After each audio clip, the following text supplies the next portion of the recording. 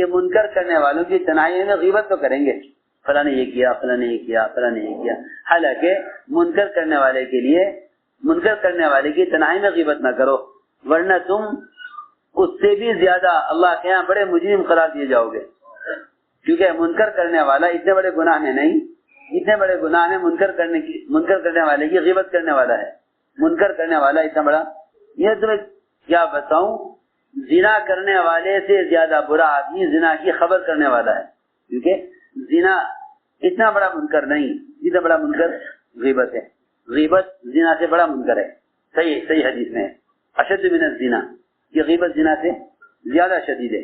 وجہ یہ بھی ہے کہ زنا کی اللہ کے ہاں توبہ ہے، زنا کی اللہ کے ہاں معافی ہے، لیکن غیبت کی معافی اللہ کے یہاں نہیں ہے۔ بسم اللہ الرحمن الرحیم، السلام علیکم ورحمۃ اللہ۔ حضرت جی مولانا سعد صاحب دامت برکاتہم کا بیان سماعت فرمائیے۔ بیان کو لائک اور شیئر کرنا مت بھولیے اور اپنی آراء سے ضرور آگاہ کیجیے۔ جزاکم اللہ خیر۔ میرے عزیز دوستوں اور بزرگوں، اللہ رب العزت ہر زمانے میں انسانوں سے بھی اور فرشتوں سے بھی اپنی چاہت کے مطابق کام لیتے ہیں، اور ان کی طرف اللہ تعالیٰ کی طرف سے احکام آتے ہیں۔ اللہ رب العزت انہیں ابتلاءات سے، دشواریوں سے اور بڑی مشکل گھاٹیوں سے گزارتے ہیں، یہ دیکھنے کے لیے کہ ان میں جمنے والے کتنے ہیں اور حکم پورا کرنے والے کتنے ہیں۔ جو ان ابتلاءات میں اللہ تعالیٰ کے حکموں کو پورا کر کے دکھلا دیتے ہیں، اللہ تعالیٰ ان کا نام کام لینے والوں کی فہرست میں لکھ دیتے ہیں، اور جو ان ابتلاءات سے شکایت کر کے پیچھے ہٹ جاتے ہیں، اللہ تعالیٰ ان کا نام کام کرنے والوں کی فہرست میں سے کاٹ دیتے ہیں۔ ہم کیونکہ ظاہر پرست ہو کر رہ گئے، ہم کسی بھی چیز کے پیش آنے کو غیبی نظام میں اور اللہ تعالیٰ کی دستور میں اس کو دیکھتے نہیں کہ اللہ کا دستور کیا ہے، بلکہ ہم میں سے ہر ایک ظاہر کو دیکھ کر چل رہا ہے، ہر ایک ظاہر کو دیکھ کر چل رہا، آگے بڑھنے، پیچھے ہٹنے، مقبول ہونے، محروم ہونے، اس سب کے بارے میں جو صحیح فیصلہ کر سکے گا وہ وہی کر سکے گا جس کی نظر اللہ تعالیٰ کے دستور پر ہو، جس کی نظر اللہ کے دستور پر ہو۔ میری بات توجہ سننا بہت، جس کی نظر اللہ کے دستور پر نہیں ہے، جس کی نظر اللہ کے دستور پر نہیں ہے، وہ حالات سے تنگ آ کر حکم چھوڑ دے گا، حالات سے تنگ آ کر حکم چھوڑ دے گا۔ اسے میں نے عرض کیا کہ اللہ رب العزت انسانوں کو بھی فرشتوں کو بھی اپنے کام کے لیے منتخب کرتے ہیں، اور اس انتخاب کے لیے ان کو بڑے سخت امتحان سے، بڑے سخت حالات سے گزارتے ہیں۔ اس لیے اللہ تعالیٰ کے یہاں کسی کام کے کرنے کے لیے قابلیت شرط نہیں ہے، بلکہ قبولیت شرط ہے، قابلیت شرط نہیں ہے، اور قبولیت کا تعلق قابلیت سے بھی نہیں ہے، بلکہ قبولیت کا تعلق صفات قبولیت سے ہے، قبولیت کا تعلق صفات قبولیت سے ہے۔ اللہ تعالیٰ اپنے بندے کو مبتلا کرتے ہیں، کسی کو بیماریوں کے راستے سے، کسی کو قرض اور تنگیوں کے راستے سے، کسی کو طبیعت کے خلاف حالات کے برداشت کرنے کے راستے سے، مختلف راستوں سے اللہ تعالیٰ امتحان لیتے ہیں۔ جو ان حالات میں حکم پر جمے رہیں انہیں اللہ تعالیٰ اپنے کام کے لیے منتخب کر لیتے ہیں، اللہ نے اپنے کام کے لیے منتخب کر لیتے ہیں۔ سب سے پہلا امتحان اللہ نے فرشتوں کا لیا، اللہ نے فرشتوں کا لیا، پہلا امتحان اللہ نے پہلا امتحان فرشتوں کا لیا۔ ابھی انسان وجود میں نہیں آیا پوری طرح، اللہ نے فرشتوں کا امتحان لیا۔ انسان کو پیدا کرتے ہی سب سے پہلے امتحان فرشتوں کا لیا، اور حکم لائے اللہ رب العزت فرشتوں کے مقام، ان کے درجے، ان کی حیثیت کے خلاف، اور حکم یہ دیا فرشتوں کو کہ آدم کو سجدہ کریں، آدم کو سجدہ کریں۔ اس حکم کی سب سے بنیادی حکمت یہ تھی کہ اگر ان کو حکم دیا جائے ان کی حیثیت کے اعتبار سے، پھر تو اس کا پورا کرنا کوئی مشکل کام نہیں ہے۔ انہیں حکم وہ دیا جائے جو حکم پورا کرنا ان کے مقام، ان کی حیثیت کے خلاف ہو۔ ہم اگر غور کریں گے تو اللہ تعالیٰ کے سارے احکام انسان کی فطرت اور اس کی جسمانی تقاضوں کے خلاف ملیں گے۔ نیند کا تقاضا نماز فرض، بھوک کا تقاضا روزہ فرض، مال کا تقاضا زکوٰۃ فرض، شہوت کا تقاضا زنا حرام، مال کا تقاضا چوری حرام۔ جہاں ٹی وی دیکھو گے سارے احکام انسان کی اپنی فطرت اور اس کے اپنے جسمانی تقاضوں کے خلاف ہوں گے. تم ہمارے حکموں کو اپنی جہت کے اور اپنے جسمانی تقاضوں کے خلاف ہمارا حکم پورا کر کے دکھلاؤ. ہمارا حکم پورا کر کے دکھلاؤ. سنو غور سے, وہ ہمارا حکم پورا کر کے دکھلاؤ. بھائی سن نہیں رہے, دکھا دو نا اس کو, بیٹھ جاؤ. اصل بات یہ تھی کہ تم حکم پورا کر کے دکھلاؤ. چنانچہ اللہ نے حکم دیا ملائکہ کو کہ آدم کو سجدہ کریں. سب نے سجدہ کر لیا سوائے ابلیس کے. سجدہ کیا سب نے سوائے ابلیس کے. اس نے یہ کہہ کر انکار کیا انا خیر من, کہ میں ان سے بہتر ہوں. آپ مجھے اپنی ذات کے سجدے کے لیے حکم دے تو میں تیار ہوں, لیکن مجھے حکم دے مجھ سے ادنا کے سجدے کے لیے, یہ میں نہیں کر سکتا. میں اعلیٰ ہوں, یہ ادنا ہے. میں پرانا ہوں, یہ نائے ہیں. اس پر ابلیس نے سجدے سے انکار کر دیا. میرے دوستو عزیزو, میں نے عرض کیا کہ اللہ تعالیٰ حکم لا کر یہ دیکھنا چاہتے ہیں کہ یہ اس حالت میں اس حکم کو پورا کرتا ہے یا نہیں. اگر حکم پورا کر دیا تو ان کا نام کام کرنے والوں کی فہرست میں لکھ دیا جاتا ہے, اور اگر حکم پورا نہ کیا تو ان کا نام ہمیشہ کے لیے کام کرنے والوں کی فہرست سے کاٹ دیا جاتا ہے. یہ سب سے پہلا امتحان ہے جو اللہ نے فرشتوں کا لیا. سب کامیاب ہو گئے, وہ ناکام ہو گیا. سب کامیاب ہو گئے, وہ ناکام ہو گیا. اس پر کہ مجھے جو حکم دیا جا رہا ہے وہ حکم میری حیثیت کے خلاف ہے. حکم میری حیثیت کے خلاف ہے. پھر دوسری بات یہ ہے کہ جو شخص کسی خیر سے محروم کیا جاتا ہے وہ اپنے آپ کو تنہا محسوس کرنے کی وجہ سے دوسروں کو بھی اس خیر سے محروم کرنے میں لگ جاتا ہے. ہاں, یہ بھی عجیب بات ہے. اس نے قسم کھائی اس نے فبعزتک لأغوینہم اجمعین, کہ تیری عزت کی قسم میں سب کو گمراہ کر کے رہوں گا. چنانچہ اس نے آدم علیہ السلام سے اس کا بدلہ لیا کہ اگر آپ کو سجدہ نہ کرنے کی وجہ سے مجھے نکالا جائے تو پھر میں ایسا راستہ اختیار کروں گا کہ میں آپ کو بھی یہاں نہیں رہنے دوں گا. عجیب بات ہے کیا کہ اگر آپ کو سجدہ نہ کرنے کی وجہ سے مجھے یہاں سے نکالا جائے تو میں آپ کو بھی یہاں نہیں رہنے دوں گا. ہمیشہ یاد رکھنا یہ بات کہ جو شخص کسی خیر سے محروم کیا جاتا ہے وہ خیر خواہ بن کر لوگوں کو راہ راست سے ہٹانے کی پوری کوشش کرتا ہے. اگر میں تو یہاں سے نکلا مگر آپ کو بھی یہاں نہیں رہنے دوں گا. میرا آپ کے لیے بڑا ناصحانہ مشورہ ہے اور میری بات ہمیشہ آپ کے کام آئے گی. آپ اگر ہمیشہ جنت میں رہنا چاہتے ہیں تو اس درخت سے کھا لیجیے. اگر ہمیشہ رہنا چاہتے ہیں, اس لیے کہ مجھے معلوم ہے میں آپ سے زیادہ پرانا ہوں, آپ بعد میں آئے, میں پہلے سے ہوں, مجھے یہاں کے حالات معلوم ہیں. اگر آپ نے اس میں سے کھا لیا تو آپ ہمیشہ رہیں گے. مطلب جنت میں ساری نعمتیں تھی, صرف ایک چیز کے بارے میں اللہ نے کہہ دیا لا تقربا هذه الشجرة, اس کے پاس مت آنا. کیا جنت میں ہمیشہ کے لیے کوئی چیز بھی جنتیوں کے لیے ممنوع نہیں ہے. ہم سے یہ کہا جا رہا لکم فیہا ما تشتہی انفسکم, جو چاہو گے وہ ملے گا. کوئی رکاوٹ, کوئی ممانعت کسی چیز کے استعمال کی ہرگز نہیں ہے.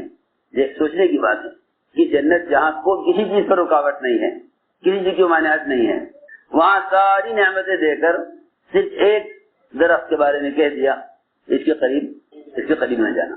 شیطان نے کہا کہ اللہ تعالی نے تمہیں اس درخت پر کے قریب جانے سے اس لیے روکا ہے تاکہ تم ہمیشہ جنت میں نہ رہ سکو. کھا لو گے تو ہمیشہ رہو گے, نہیں کھاؤ گے تو نکال دیے جاؤ گے. یہ بات سمجھ میں آئی اس لیے کہ آدمی اب غلط قدم جب اٹھاتا ہے یہ وہ اللہ کے حکم سے ہٹ کر اپنے باقی رہنے کے لیے کوشش کرتا ہے. سنو بات دھیان سے, غلط کام آدمی جب کرے گا جب وہ اپنی بقا کی جنگ لڑے گا بجائے اس کے کہ وہ حکم کو پورا کرنے کی کوشش میں لگتا, وہ اپنے باقی رہنے کی کوشش میں لگا. ان سے یہ کہا گیا اگر کھا لو گے تو ہمیشہ رہو گے. چنانچہ انہوں نے اس میں سے کھا لیا.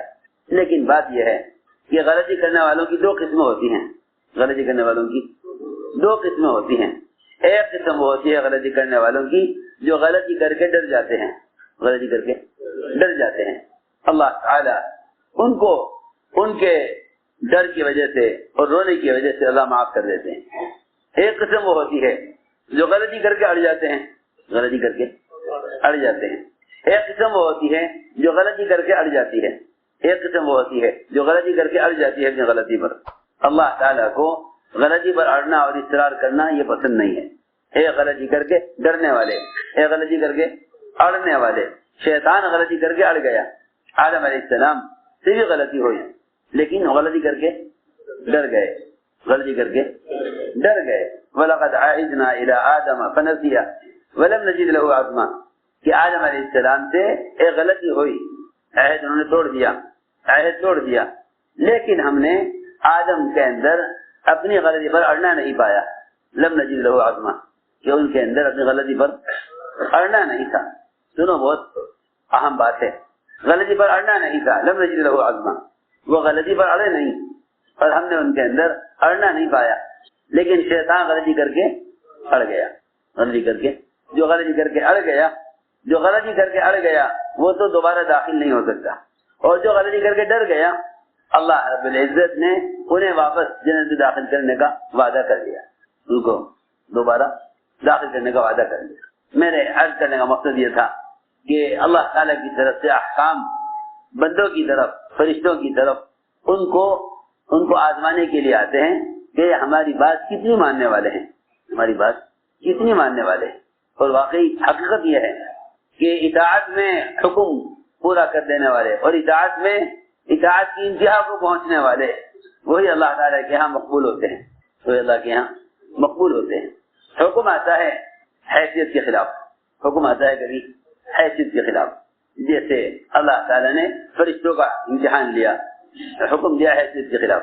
کبھی حکم آتا ہے آدمی کے جذبے اور اس کی چاہت کے خلاف۔ ایک جذبہ ہے، ایک جذبہ ہے، واقعی اچھا جذبہ ہے، لیکن حکم آتا ہے جذبے کے خلاف، حکم آتا ہے جذبے کے خلاف۔ بہت اچھا جذبہ ہے، حکم آئے گا جذبے کے خلاف۔ تم حکم آئے جذبے کے خلاف تو اپنے جذبے کو نہ دیکھنا، حکم کو دیکھنا۔ حکم آئے گا جذبے کے خلاف، جب حکم آئے جذبے کے خلاف تو اچھے جذبے کو نہ دیکھنا۔ یہ امتحان انبیاء کا بھی ہوا، صحابہ کا بھی ہوا۔ ابراہیم علیہ السلام میں، انبیاء علیہ السلام میں اولاد کی چاہت ہوتی ہے، اولاد کی چاہت ہوتی ہے، اولاد ہو اور انہیں اولاد کی چاہت خواہش کی وجہ سے نہیں ہوتی، بلکہ انہیں اولاد کی چاہت اس دین اور دعوت کی امانت کی حفاظت کے لیے ہوتی ہے جو اللہ تعالیٰ دین کی امانت ان کو دے کر بھیجتے ہیں۔ انی خفت الموالي من ورائي وكانت امرأتي عاقرا فهب لي من لدنك وليا يرثني ويرث من آل يعقوب۔ اے اللہ، میں تجھ سے اولاد اس لیے چاہتا ہوں تاکہ جو کام تو نے دے کر بھیجا ہے میری اولاد اس کام کی میرے بعد حفاظت کرے۔ تاجر کی تمنا اولاد کی تجارت کے لیے ہے، زمیندار کی تمنا اولاد کی زمینداری کے لیے ہے، کارخانہ دار کی تمنا اولاد کے لیے کارخانے کی حفاظت اور اس کو چلانے کے لیے ہے۔ یہ ساری نیتیں فاسد ہیں، ساری نیتیں فاسد ہیں۔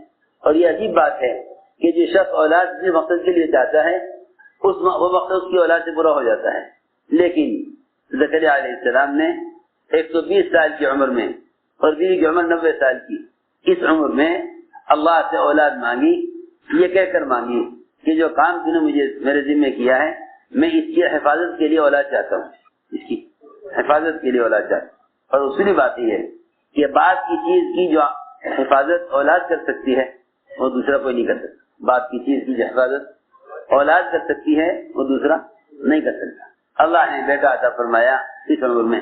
ابراہیم علیہ السلام کو بھی اللہ تعالیٰ نے اولاد دی، پھر حکم دیا، پھر حکم دیا۔ پہلے تو ایسی جگہ اولاد کو چھوڑنے کا حکم دیا جہاں پلنے کا کوئی انتظام نہیں تھا،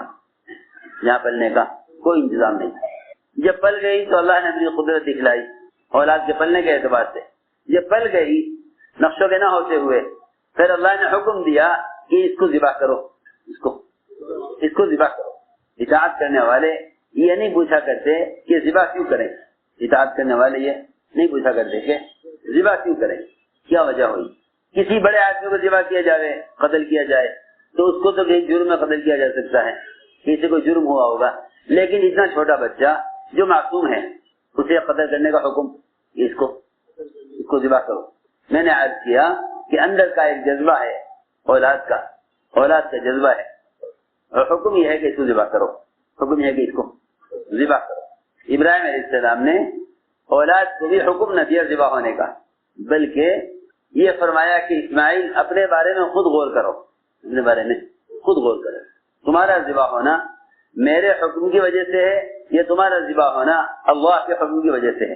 یہ بات ابراہیم علیہ السلام نے یہ نہ کہا کہ میرا حکم ہے کہ تم ذبح ہو جاؤ، اور یہ بھی نہ کہا کہ اللہ کا حکم ہے تم ذبح ہو جاؤ، بلکہ یہ فرمایا اپنے بارے میں خود غور کرو تاکہ تمہارا ذبح ہونا باپ کے حکم کی وجہ سے نہ ہو، تمہارا ذبح ہونا اللہ کے حکم کی وجہ سے ہو۔ اس سے معلوم ہو گیا اتنا بڑا قدم بھی آدمی اگر اٹھائے تو وہ اللہ کے امر کی وجہ سے قدم اٹھائے، نہ کہ کسی کے کہنے کی وجہ سے۔ یہ اخلاص کی باتیں ہیں کہ آدمی جو کام بھی کرے اللہ کے حکم کی وجہ سے کرے، کیونکہ جس کام کو اللہ کے امر کی وجہ سے کرے گا اسے مخلوق کے ملامت کی پرواہ نہیں کرے گا۔ میں نے اندازہ کیا کہ ملامت کے شکار وہ لوگ ہوتے ہیں جن میں ریا ہوتا ہے، جن میں ریا ہوتا ہے انہیں ملامت کا اندیشہ ہوتا ہے، اور جو مخلصین ہوتے ہیں نا ان کو کسی سے ملامت کی پرواہ نہیں ہوتی۔ جی ہاں، نقصان آوے تو وہ کہتے ہیں انا للہ و انا الیہ راجعون، ہم اللہ ہی کے ہیں، پلٹ کے اللہ کی طرف جانا ہے۔ جب اللہ کے حکم کی وجہ سے نقصان آیا ہے تو پھر یہ نقصان اللہ کی طرف سے آیا ہے، وہ کبھی شکایت نہیں کرتے، وہ کہتے ہیں کہ ہم اللہ ہی کے لیے ہیں اور یہ اللہ کا حکم ہے، انہیں نقصان میں کسی کی ملامت کی پرواہ نہیں ہوتی۔ چنانچہ ابراہیم علیہ السلام نے یہ فرمایا کہ اسماعیل غور کرو، تم اپنے کام میں خود غور کرو۔ انہوں نے یہ نہیں کہا کہ جو آپ جیسا آپ چاہیں ایسا کر لیں، بیٹے نے یہ کہا کہ فعل ما تؤمر، کہ آپ کو وہ کرنا چاہیے جس کا آپ کو حکم دیا گیا ہے، آپ اور میں حکم کے تابع ہیں، ابراہیم علیہ السلام نے حکم پر چھری چلا دی، اللہ سے یہ معلوم نہ کیا کہ اس امر کی کیا وجہ ہے۔ میں نے عرض کیا کہ کہیں امتحان اللہ تعالی لیں گے اچھا جذبہ پیدا کر کے، اس جذبے کے خلاف یہاں جذبہ اولاد کے پلنے کا ہے اور وہاں حکم اولاد کے ذبح کرنے کا ہے۔ حضور اکرم صلی اللہ علیہ وسلم نے معراج کے سفر میں ابراہیم علیہ السلام کو دیکھا کہ وہ ایک بڑے اونچے اور گھنے درخت کے سائے میں بہت سے بچوں کے لیے بیٹھے ہیں۔ مجھے یہ کیا ہے کہ یہ ساری دنیا کے وہ بچے جو بالغ ہونے سے پہلے مر جاتے ہیں، وہ سارے کے سارے بچے اللہ نے ابراہیم علیہ السلام کو دے دیے۔ تمہیں ہمارے لیے ایک ذبح کیا، ہم نے ساری دنیا کے بچے تمہیں دے دیے، حالانکہ وہ بھی ذبح نہیں ہوا مگر تم نے حکم پورا کیا، تم نے ہمارے لیے ایک ذبح کیا حالانکہ وہ ذبح نہیں ہوا، ساری دنیا کے بچے اللہ نے جس کو دے دیے ابراہیم علیہ السلام۔ بتاؤ کتنے بچے چاہیے؟ جو بچہ بھی دنیا میں پیدا ہو کر مر جاتا ہے بچپن میں، وہ سیدھا ابراہیم علیہ السلام کے پاس پہنچ جاتا ہے۔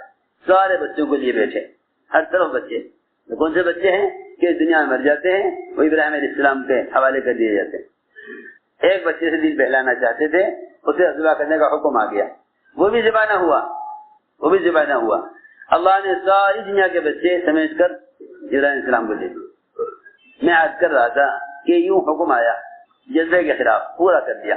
اسی طرح امتحان ہوتا ہے صحابہ کرام کا بھی، کہ صحابہ کا جذبہ تھا کہ عمرہ کریں، حدیبیہ میں جذبہ، عمرے کا جذبہ اچھا جذبہ ہے، عبادت کا جذبہ ہے، لیکن حکم یہ آ گیا کہ آپ واپس جائیں۔ صحابہ کے لیے اس حکم کو پورا کرنا بڑا مشکل تھا، کیسے واپس جائیں؟ ہم حق پر ہیں، کفار باطل پر ہیں، اللہ کی امر ہمارے ساتھ حق ہے، عمرہ عبادت ہے، بیت اللہ کسی کی جاگیر نہیں ہے، سب عبادت کرتے ہیں بیت اللہ پر، ہم کیوں واپس جائیں؟ ہم ان کی شرائط کیوں منظور کریں، کیوں قبول کریں، عمرہ کیوں نہ کریں؟ اللہ تعالیٰ نے عمرے سے روک کر اس کا امتحان لینا چاہا کہ دیکھنا یہ چاہتے ہیں کہ یہ حکم پورا کرتے ہیں یا نہیں۔ سوچو تو صحیح کیا گزری ہوگی صحابہ پر، اتنی تمناؤں کے بعد، اتنے عرصے کے بعد تو عمرے کے لیے آئے اور مشرکین نے عمرے سے روک دیا، مشرکین نے عمرہ کرنے سے روک دیا، عمرہ نہیں کرنے دیں۔ اللہ تعالیٰ کا حکم یہ نہیں آیا کہ نہیں تو ان سے مقابلہ کر کے عمرہ کرنا ہے، حکم یہ آیا کہ تم واپس جاؤ، تم واپس جاؤ. عمر رضی اللہ تعالیٰ عنہ ایک ایک کے پاس جاتے, اس سے کہتے کہ کیوں عمرہ نہ کریں ہم, اور کیوں نہ ان سے مقابلہ کریں, کیوں دب کر صلح کریں. ہر ایک کے جواب دیتا تھا عمر اللہ کے رسول کا حکم یہ ہے, بس خاموش ہو جاؤ. میری بات سمجھے سننا, یہ نہیں. نعوذ باللہ عمر رضی اللہ تعالیٰ عنہ ایک جماعت بنا لیتے کہ بتاؤ بھائی میرے ساتھ کون کون ہے جو عمرہ کرے گا. میری بات سمجھے سننا. امت میں تفریق جب پیدا ہوتی ہے, جب کوئی اپنی بات پر اڑ جاتا ہے تو پھر اس کی اپنی بات پر اڑنے کی وجہ سے اس کے متعلق اس کے ساتھ ہو جاتے ہیں, اس کے متعلق اس کے ساتھ ہو جاتے ہیں. آپ شروع سے دیکھ لیں, شیطان اڑ گیا, قیامت تک جتنے بھی سرکرے ہیں, جتنے بھی گمراہ ہیں, وہ سب کے سب شیطان کے ساتھ. عبداللہ بن ابی بن سلول منافقین کا سردار, وہ احد میں جانے سے, احد کے میدان میں نکلنے سے اس نے انکار کر دیا کہ نہیں, ہمارے رائے پر عمل نہیں ہوا, ہم آپ کے ساتھ نہیں جائیں گے. 300 آدمی اس کے ساتھ ہو گئے, 300 آدمی اس کے ساتھ ہو گئے. ہاں جی ہم آپ کے گروپ میں ہیں, ہم بھی آپ کے ساتھ ہیں, ہم بھی احد نہیں جائیں گے. آپ دیکھیں مثالیں دیکھیں سیرت میں. عمر رضی اللہ تعالیٰ عنہ اپنی بات پر اڑے کہ ہاں ہمیں عمرہ کرنا چاہیے, لیکن اس بات پر اڑنے کی وجہ سے اتنا ڈر گئے کہ ارے ہم اپنے جذبے میں آ کر نبی کا حکم کا انکار کر دیں. نبی کہہ رہے واپس چلو اور ہم کہہ رہے ہیں ہم عمرہ کریں گے. نبی کہہ رہے واپس چلو, ہم کہیں کہ ہم عمرہ کریں گے. اتنا ڈر گئے عمر رضی اللہ تعالیٰ عنہ کہ جب حضور اکرم صلی اللہ علیہ وسلم پر وحی آتے ہوئے دیکھی تو حضرت سمجھ گئے اس وقت جو وحی آ رہی ہے آسمان سے وہ عمر کے خلاف آ رہی ہے, عمر کے خلاف آ رہی ہے. اتنا ڈر گئے. اپنی سواری کو لے کر حضرت عمر رضی اللہ تعالیٰ عنہ صحابہ سے الگ ہو گئے کہ جب اللہ کا عذاب آئے تو صرف مجھ پر آئے, میرے ساتھیوں پر نہ آئے. حالانکہ اللہ اکبر عمرہ کرنا چاہتے تھے, بیت اللہ کا طواف کرنا چاہتے تھے, یہ بھی عبادت ہے, یہ بھی عبادت ہے. لیکن یہ عبادت اس وقت کی عبادت نہیں, کیونکہ حکم آیا کہ عمرہ چھوڑ کر واپس جاؤ. ہمیں دیکھنا چاہتے ہیں تم ہمارے حکم پر عمرہ چھوڑ دو, ہمارے حکم پر عمرہ چھوڑ دو تو ہم تمہارے لیے بیت اللہ کو ہمیشہ کے لیے فتح کر دیں گے. وہاں سے ہٹے نہیں کہ صرف فتح نازل ہو گئی. میرے دوستو عزیزو, حکم کو پورا کرنا چاہت کے خلاف یہ قربانی ہے, اور حکم کو توڑ دینا چاہت کی وجہ سے یہ خواہش ہے, چاہے حکم کتنا ہی اچھا ہو. تو میں نے عرض کیا عمر رضی اللہ تعالیٰ عنہ ڈر گئے. فرماتے تھے عمر کہ میں نے پوری زندگی اعمال اور صدقات کی ہے کہ اے اللہ میرا اس دن کا گناہ معاف کر دے, اس دن کا میرا گناہ معاف کر دے. میں کیوں اڑ گیا تھا عمرہ کرنے پر, میں نے ساری زندگی اعمال اور صدقات کی ہے, اے اللہ میرا گناہ معاف کر دے کہ میں عمرہ کرنے پر کیوں اڑ گیا تھا. یہ عمر رضی اللہ تعالیٰ عنہ ہمیشہ دعا کرتے تھے, اے اللہ میرا گناہ معاف کر دے. میں نے عرض کیا کہ ایک امتحان یہ ہے کہ آپ کا جذبہ بہت اچھا ہے, جذبہ آپ کا بہت اچھا ہے عمرہ کرنے کا. ہم آزمائیں گے کہ عمرہ کرتے ہیں یا عمرہ چھوڑتے ہیں, ہم آزمائیں گے. آپ عمرہ کرتے ہیں یا عمرہ چھوڑتے ہیں, آزمائیں گے.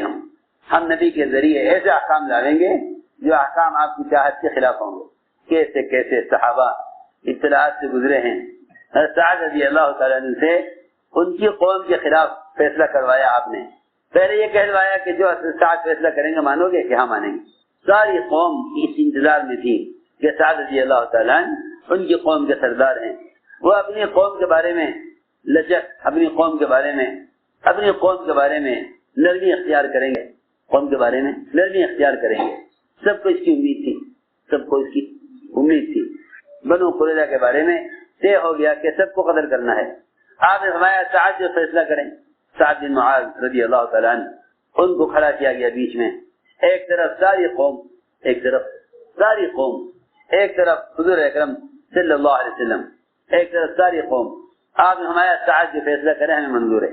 قوم نے کہا کہ سعد بن معاذ جو فیصلہ کرے ہمیں منظور ہے. یہ بڑا سخت امتحان تھا. میں ضروری بات کرنا چاہتا ہوں, ہم اپنے ذاتی تعلقات کی وجہ سے حکم کو توڑ دیتے ہیں, ذاتی تعلقات کی وجہ سے حکم توڑ دیتے ہیں. بیوی یہ چاہتی ہے, دو صحابہ یہ چاہتے ہیں, ہمارے متعلقین یہ چاہتے ہیں, ہماری حکومت یہ چاہتی ہے. حضور اکرم صلی اللہ علیہ وسلم نے بیویوں کو خوش کرنے کے لیے شہد پینے سے قسم کھا لی. بیویوں کو خوش کرنے کے لیے شہد پینے سے قسم کھا لی. شہد نہیں پیوں گا. حالانکہ شہد پینا نہ فرض ہے نہ واجب ہے نہ کوئی عبادت ہے, ایک خواہش کی چیز ہے, آدمی پیے تو کیا ہے نہ پیے تو کیا ہے. بلکہ حضرت عمر رضی اللہ تعالیٰ کو پوچھا گیا کہ پانی میں شہد ملا کے پلائیں آپ کو؟ فرمایا نہیں, اس حال کی زندگی کی کیا ضرورت ہے, سادہ پانی بھی اللہ کی بڑی نعمت ہے, سادہ پانی پلا دو, سادہ پانی پلا دو, شہد کی کیا ضرورت, آدمی شہد ڈال کے دے پانی میں, سادہ پانی پلا دو, ایسی چیز شہد. حضور اکرم صلی اللہ علیہ وسلم نے حضرت زینب کے یہاں شہد پیا, ازواج مطہرات نے انتظار کیا کہ اب تک کیوں نہیں آئے ہمارے یہاں, پتہ چلا کہ شہد پی رہے تھے. انہوں نے چاہا کہ آپ آئندہ شہد نہ پئیں, اس کے لیے ازواج مطہرات نے حفصہ عائشہ نے ماحول بنایا کہ جو بھی جس کے پاس بھی جائیں وہ یہ کہے کہ آپ کی منہ سے بو آ رہی ہے, تو جب دیکھیں گے سب کہیں گے آپ کو منہ سے بو آ رہی ہے تو آپ کہیں گے ہاں میں نے شہد پیا تھا اس کی بو آ رہی ہے, آئندہ نہیں پیوں گا. اس طرح بیویوں نے مل کر آپ کو زینب کے یہاں شہد پینے سے روک دیا. اللہ تعالیٰ نے تنبیہ کی کہ آپ نے کیسے حرام کر لیا اس چیز کو جس کو اللہ نے حلال کیا, بیویوں کو راضی کرنے کے لیے, بیویوں کو راضی کرنے کے لیے. سنو غور سے کہ بیویوں کو راضی کرنے کے لیے یہ ساری بات میں نے اس پر عرض کی کہ ہم ہر قدم پر حکم توڑتے جا رہے ہیں اپنے متعلقین کو راضی کرنے کے لیے. ہمارے دین کے نقصان کا بڑا سبب یہ ہے کہ بہت سے احکام وہ ہیں جس میں ہمیں دوستوں کی ملامت کا اندیشہ ہوتا ہے, اور بہت سے احکام وہ ہیں کہ جن میں ہمیں ماحول کی مخالفت کرنی پڑتی ہے. کہیں مخلوق کو راضی کرنے کے لیے حکم توڑتے ہیں, کہیں مخلوق کی ناراضگی سے بچنے کے لیے حکم توڑتے ہیں. ایک حدیث میں فرمایا کہ جو شخص ساری مخلوق کو راضی کر لے اپنے فعل سے مگر اللہ کا ناراض کر لے, اللہ تعالی ناراض ہو جاتے ہیں اور ساری مخلوق سے ناراض کر دیتے ہیں. اور جو شخص اللہ تعالی کے حکم کو پورا کر دے اللہ کو راضی کرنے کے لیے اور ساری مخلوق سے ناراض ہو جائے اور کی ناراضگی کی پرواہ نہ کرے تو اللہ تعالیٰ خود بھی راضی ہو جاتے ہیں, مخلوق کو بھی اس سے راضی کر دیتے ہیں. تو میں نے عرض کیا کہ حضرت سعد بن معاذ رضی اللہ تعالیٰ عنہ وہ درمیان میں ادھر قوم پوچھا سعد رضی اللہ قوم سے میرا فیصلہ منظور ہے؟ کہاں جی آپ جو فیصلہ کریں گے ہمیں منظور ہے. اور سب کو جو امید تھی کہ ہماری قوم کے سردار ہیں, یہ ہماری حمایت کریں گے, ہمارا ساتھ دیں گے, ہماری حمایت کریں گے, ہمارا ساتھ دیں گے, سب کو اس کی امید تھی. ادھر حضور اکرم صلی اللہ علیہ وسلم ہیں, ادھر حضرت سعد کی قوم تو فیصلہ کیا سعد رضی اللہ تعالیٰ نے کہ اس قوم کے میری قوم کے جتنے بھی جوان ہیں سب کو قتل کر دیا جائے, سب کو, ایک کو بھی نہ چھوڑا جائے, سب کو قتل کیا جائے. اور جتنے ان کے بچے ہیں سب کو غلام بنایا جائے, صحابہ میں تقسیم کر دیا جائے, اور عورتیں ہیں ان کی باندیاں بنا دیا جائے, اور جتنے بھی جوان ہیں سب کو قتل کر دیا جائے.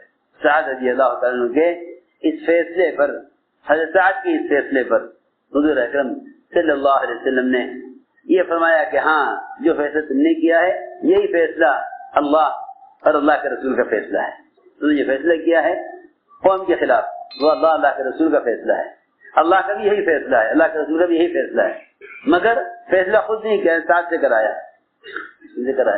حضرت سعد سے کہ دیکھو میں نے ایک بات عرض کر رہا کہ اس امتحان سے اللہ نے گزارا, اس امتحان سے گزر کر اللہ تعالیٰ کے یہاں وہ مقام بنا حضرت سعد بن معاذ رضی اللہ تعالیٰ عنہ کا کہ جب ان کا زخم پھٹا اور ان کی روح نکلی تو یہ حضور اکرم صلی اللہ علیہ وسلم کے سینے پر تھے اور ان کا خون آپ کے اوپر آ رہا تھا. ابو بکر عمر رضی اللہ عنہما حضور اکرم صلی اللہ علیہ وسلم سے خون کو ہٹانا چاہتے تھے اور آپ فرماتے رہنے دو, آواز سے روئے ابو بکر عمر رضی اللہ عنہما ان کی وفات پر, کیونکہ جو اللہ کے رسول کے حکم کو پورا کرنے میں اپنی قوم کی پرواہ نہ کریں, اللہ کا ان کا اللہ کے یہاں یہ درجہ ہوتا ہے. آپ اتنا جلدی چلے ان کے جنازے کی طرف, فرما رہے تھے کہ اللہ کے یہاں وہ مقام ہے ان کا اس وقت کہ اگر ہم نے تاخیر کی جنازے پر پہنچنے میں تو ایسا نہ ہو کہ فرشتے ہم سے پہلے ان کو غسل دے دیں, فرشتے ہم سے پہلے ان کو غسل دے دیں. اتنا جلدی آپ چلے اور ایڑی اٹھا کر چل رہے تھے, آپ ایڑی اٹھا کر چل رہے تھے پنجوں پر. یہ سکھ چل رہے جیسے کوئی آدمی پیر رکھنے کی جگہ نہ ہو تو آدمی پیر اٹھا کر پنجوں کے بل چلتا ہے, لیکن اتنے ملائکہ اتنے فرشتے ہیں کہ کہیں پیر رکھنے کی جگہ نہیں ہے. میں نے ساری بات یہ سمجھانے کے لیے عرض کی ہے کہ بہت سے احکام ایسے ہیں کہ جنہیں ہم اپنی قوم کی رعایت میں یا اپنے متعلقین کی وجہ سے چھوڑ دیتے ہیں. ایسے لوگوں کے اللہ کے یہاں کوئی پرواہ نہیں ہے. لیکن جو لوگ اللہ کے حکم کے لیے اپنی قوم، قبیلے، علاقے کی پرواہ نہیں کرتے، اللہ تعالیٰ ایسے لوگوں کو اپنے کام کے لیے قبول کر لیتے ہیں. تو میں نے عرض کیا کہ حکم آتا ہے کبھی آدمی کے اپنی چاہت کے خلاف. حضور اکرم صلی اللہ علیہ وسلم نے ایک صحابی کو بلایا جو اپنے والدین سے سب سے زیادہ محبت کرتے تھے، والدین سے سب سے زیادہ محبت کرتے تھے، والد کی خدمت اور والد کے ساتھ حسن سلوک سب سے زیادہ کرنے والے تھے.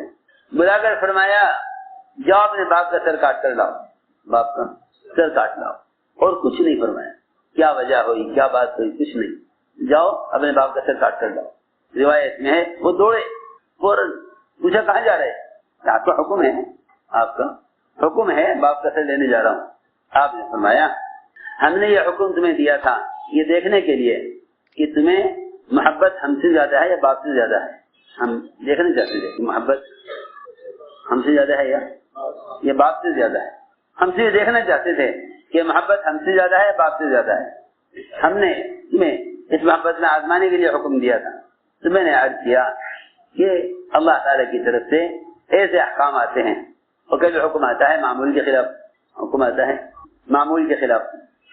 ایک معمول چل رہا ہوتا ہے، حکم آتا ہے کہ اب یوں نہیں یوں کرنا ہے، حکم آتا ہے کہ اب یوں نہیں کرنا یوں کرنا ہے. عجیب بات ہے، صحابہ کرام کی خوب آزمائش ہوئی کہ حکم آ گیا معمول کے خلاف. نماز ہوتی تھی بیت المقدس کی طرف، نماز ہوتی تھی بیت المقدس کی طرف، قبلہ اول. حکم آ گیا کہ آپ لوگ پھیر لیجیے بیت اللہ کی طرف. اور یہ حکم بھی نماز کے درمیان میں آیا، حکم بھی نماز کے درمیان میں، یہ دیکھنے کے لیے کہ آیا حکم کی تعمیل میں تاخیر تو نہیں ہوتی، حکم پورا کرنے میں تاخیر تو نہیں ہوتی کہ ابھی جو حکم آیا ہے ظہر کی نماز میں اثر سے ظہر پڑھ لیں گے، نہیں، اس کی بھی گنجائش نہیں ہے. جس وقت جو کام کہا جائے اسی وقت کر لیا جائے. ہم سمجھتے ہیں پہلے احکام علم میں آئیں گے پھر عمل میں آئیں گے. حالانکہ یہ بھی نافرمانی ہے کہ آدمی پہلے علم حاصل کرے پھر علم حاصل ہونے کے بعد پھر عمل کو سوچے. دور صحابہ میں اور دور نبوت میں ایسا نہیں تھا. کہیں بھی آپ اٹھا کر دیکھیں کہ علم برائے علم نہیں تھا بلکہ علم برائے عمل تھا. علم عمل لے کر آتا ہے، علم عمل لے کر آتا ہے. علم جو ہے وہ عمل کا حکم ہے، علم عمل کا حکم ہے. میری بات توجہ چاہے گی، علم عمل کا حکم ہے. یہ نہیں کہ علم الگ چیز ہے عمل الگ چیز ہے. علم عمل کا حکم ہے، علم عمل کا حکم ہے، علم عمل کا حکم ہے. علم اور عمل میں مغایرت نہیں ہے، علم اور عمل میں مغایرت نہیں ہے. علم ہی حکم ہے. یہ نہیں کہ علم الگ چیز ہے حکم الگ چیز ہے.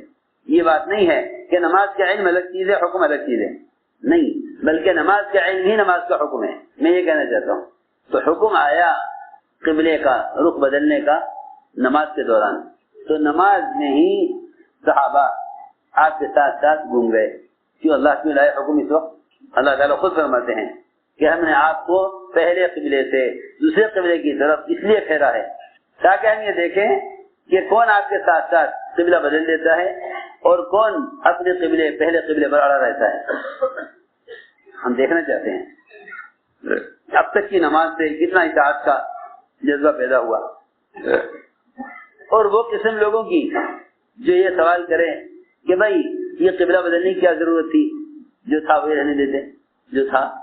رہنے دیتے، قبلہ کیوں بدلا؟ تو اللہ تعالیٰ نے قرآن میں ایسے لوگوں کو احمق کہا ہے کہ ایسے لوگ بے عقل اور احمق ہیں جو یہ سوال اٹھائیں کہ جب ایک کام اس طرح ہو رہا تھا تو اس کو کیوں بدلا، اس کو کیوں بدل دیا. اللہ نے قرآن میں ایسے لوگوں کو، ہاں دیکھو عجیب بات، قرآن میں اللہ نے فرمایا سيقول السفهاء من الناس ما ولاهم عن قبلتهم التي كانوا عليها. پھر اس قبلے پر یہ پہلے سے تھے، ان کا قبلہ کیوں بدل دیا گیا، قبلہ کیوں بدل دیا؟ یہ سوال وہ لوگ کریں گے جن کے اندر عقل نہیں ہے. بندہ حکم کے تابع ہے، بندہ حکم کے تابع ہے، معمول کے تابع نہیں ہے. بندہ حکم کے تابع ہے، معمول کے تابع نہیں ہے. اللہ تعالیٰ معمول کے خلاف حکم لاتے ہیں، معمول کے خلاف حکم لاتے ہیں.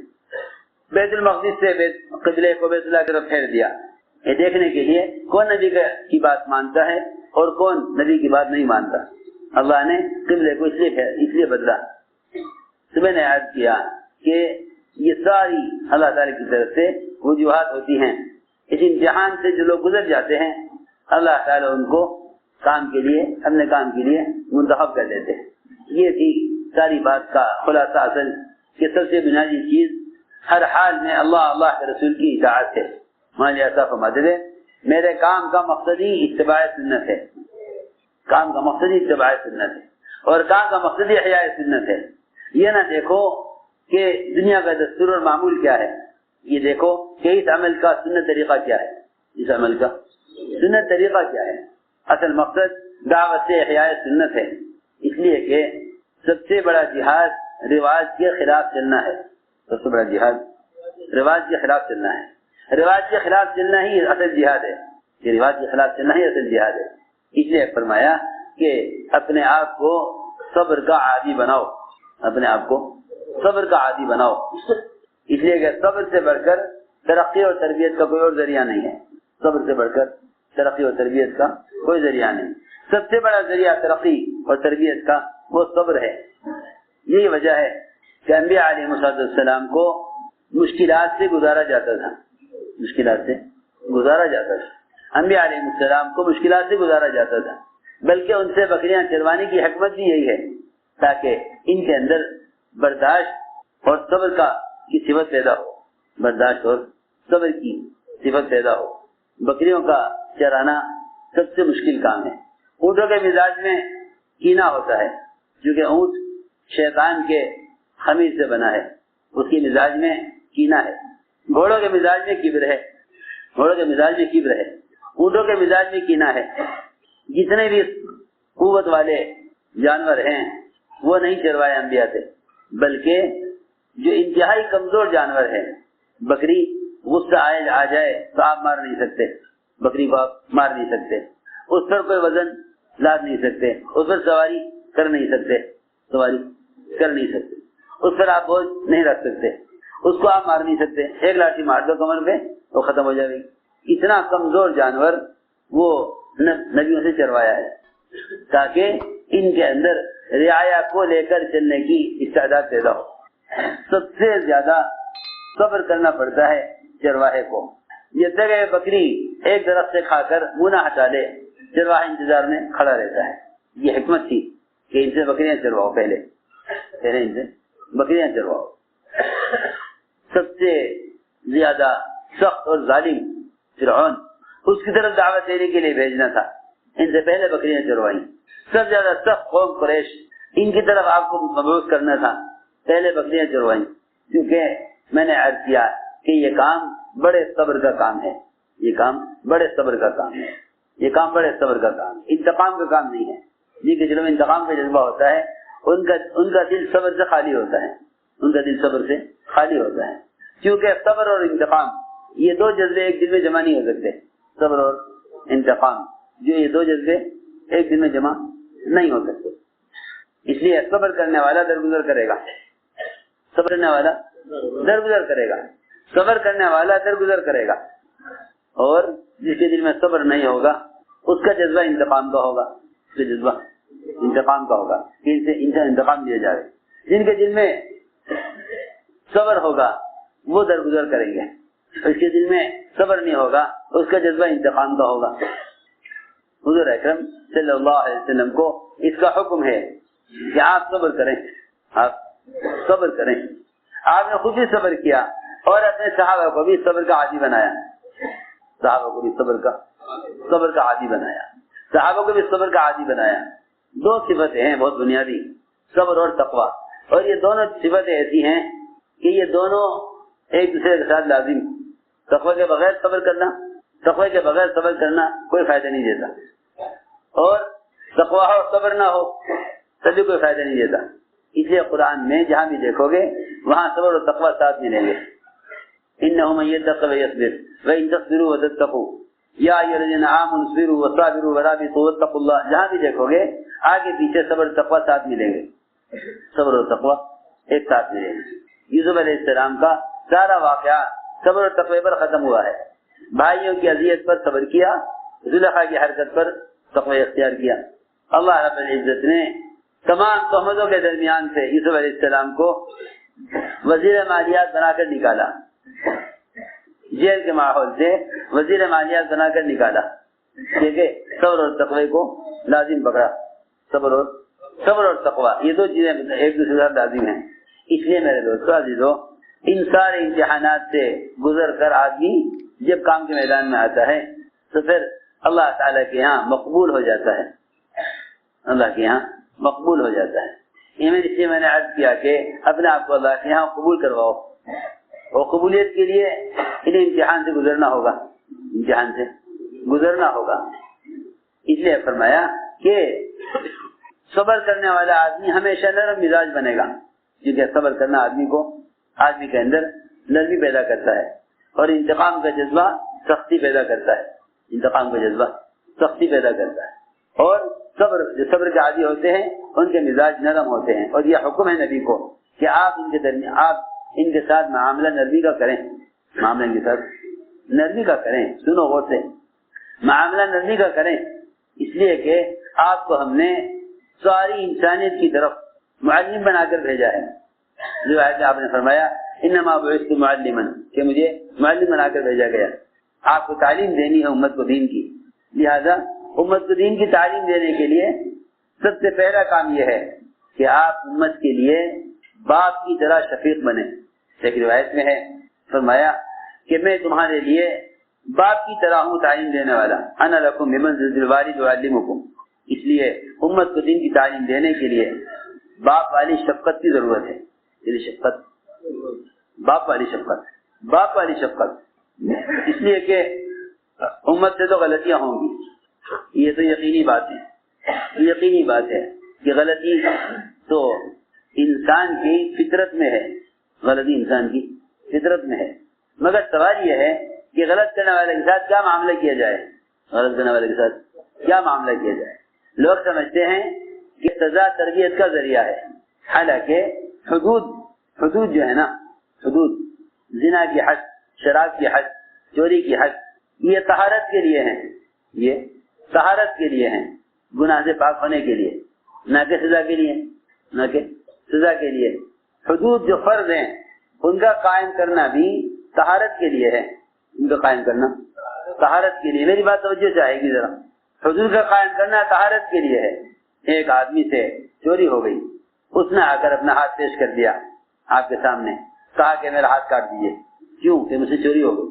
جب اس کا ہاتھ کٹ کے گرا تو اس نے اس ہاتھ کی طرف، کٹے ہوئے ہاتھ جو پڑا ہوا تھا، اس سے اشارہ کر کے کہا کہ اللہ تیرا شکر ہے کہ یہ ہاتھ میرے جسم سے الگ ہو گیا، ورنہ یہ ہاتھ مجھے جہنم میں لے کے جاتا، یہ ہاتھ مجھے اس ہاتھ کے کٹنے نے مجھے اس گناہ سے پاک کر دیا، ہاتھ کے کٹنے نے مجھے گناہ سے پاک کر دیا، ورنہ یہ ہاتھ مجھے جہنم میں لے کر جاتا۔ تو اللہ کا شکر ادا کیا، ہاتھ کٹتے ہی سے اللہ کا شکر ادا کیا، اے اللہ تیرا شکر ہے کہ یہ ہاتھ میرے جسم سے الگ ہو گیا۔ میں نے عرض کیا حدود طہارت کے لیے ہیں، حدود طہارت کے لیے ہیں، حدود طہارت کے لیے ہیں۔ ایک آدمی زنا ہوا، اس کو رجم کیا گیا تو کسی صحابی نے دوسرے سے کہا کہ دیکھو تو صحیح، کتے کی طرح رجم کیا جا رہا۔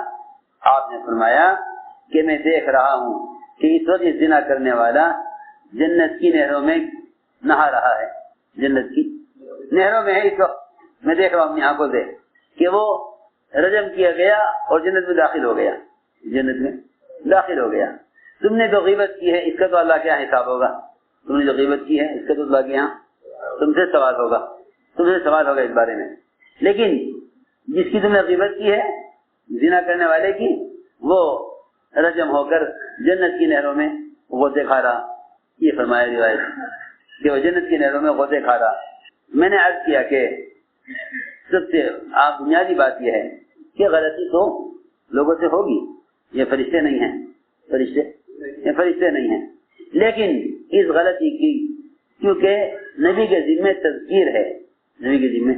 تذکیر ہے، اور واقعی تذکیر ہی نفع دیتی ہے، تذکیر ہی آدمی کو نفع دیتی ہے کہ بھئی غلط کرنے والے کو صحیح بات بتلا دو، غلط کرنے والے کو صحیح بات بتلا دو.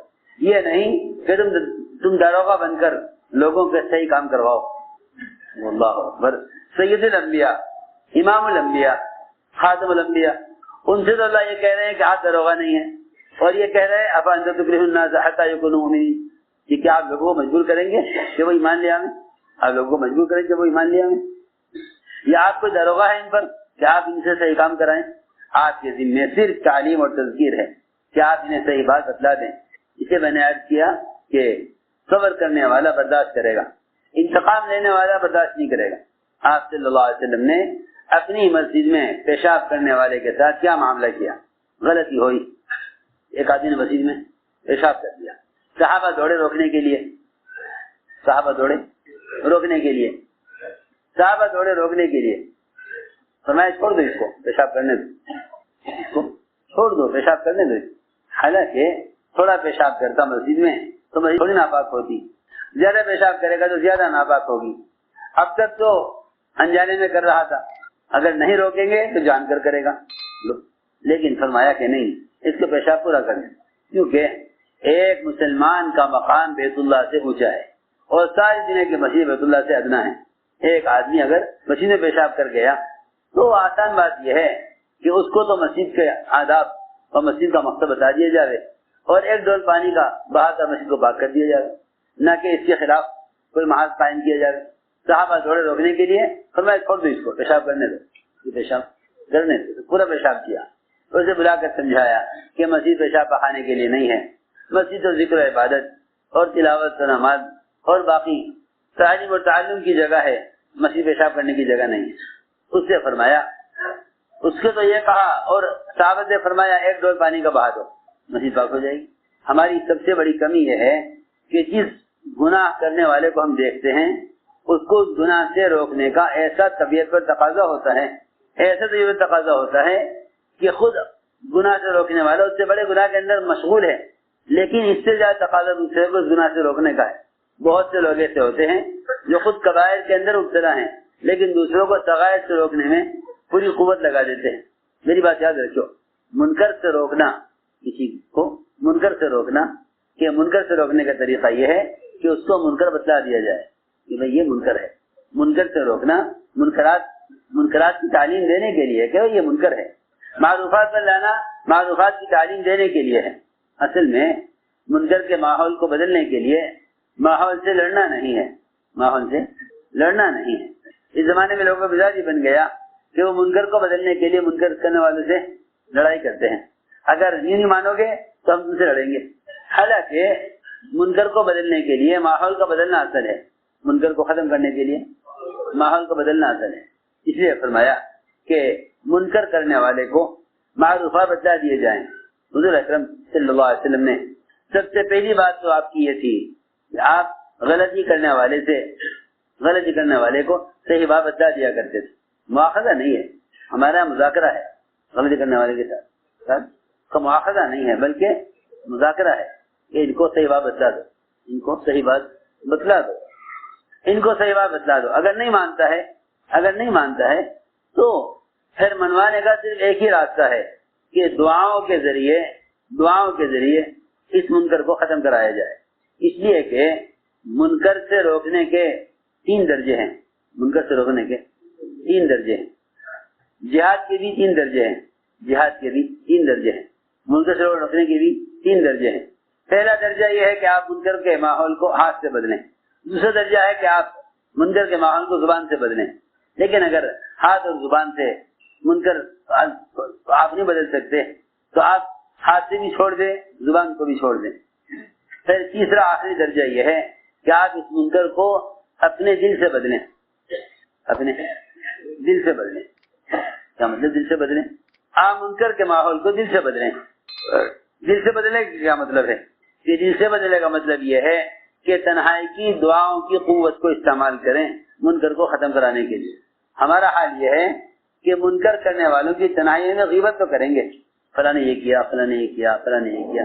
حالانکہ منکر کرنے والے کی تنہائی میں غیبت نہ کرو، ورنہ تم اس سے بھی زیادہ اللہ کے یہاں بڑے مجرم قرار دیے جاؤ گے. کیونکہ منکر کرنے والا اتنے بڑے گناہ میں نہیں، اتنے بڑے گناہ ہیں، منکر کرنے والے کی غیبت کرنے والا ہے، منکر کرنے والا اتنا بڑا، یہ تمہیں کیا بتاؤں، زنا کرنے والے سے زیادہ برا آدمی زنا کی خبر کرنے والا ہے، کیونکہ زنا اتنا بڑا منکر نہیں جتنا بڑا منکر غیبت ہے، غیبت زنا سے بڑا منکر ہے، صحیح حدیث میں ہے اشد من الزنا، یہ غیبت زنا سے زیادہ شدید ہے۔ وجہ یہ بھی ہے کہ زنا کی اللہ کے ہاں توبہ ہے، زنا کی اللہ کے ہاں معافی ہے، لیکن غیبت کی معافی اللہ کے یہاں نہیں ہے۔ تو بجائے لوگ تنہائیوں میں غلط کرنے والوں کے لیے دعائیں مانگنے کے، تنہائیوں میں ان کی غیبتیں کرتے ہیں، حالانکہ جس آدمی کو زبان اور ہاتھ کے استعمال سے منکر کو نہ بدل سکے، وہ اس کو چاہیے کہ منکر کو بدلنے کے لیے دل کو استعمال کرے، فَلْيُغَيِّرْهُ بِقَلْبِهِ إِن لَّمْ يَسْتَطِعْ فَبِلِسَانِهِ إِن لَّم يَسْتَطِعْ فَبِقَلْبِهِ۔ اسے حضرت علی فرماتے تھے کہ جہاد کے بھی 3 درجے ہیں، حضرت علی فرماتے تھے جہاد کے 3 درجے ہیں، ہاتھ سے جہاد، زبان سے جہاد، اور آخر میں دل سے جہاد۔